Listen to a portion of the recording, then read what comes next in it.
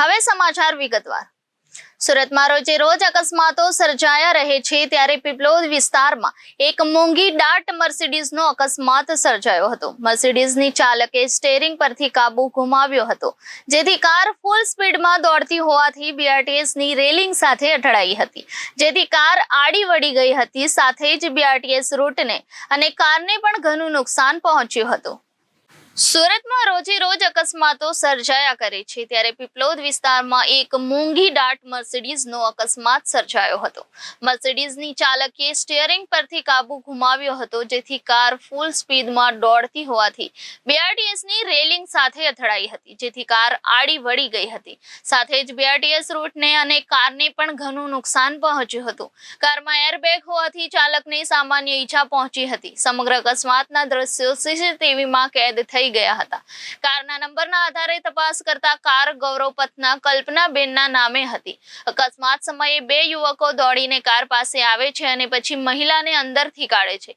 બાદમાં મહિલા કોઈને ફોન કરે છે। ઉલ્લેખનીય છે કે મર્સિડીઝ કારમાં એરબેગ ખુલી ગઈ હોવાથી મહિલા હેમખેમ બચી જાય છે।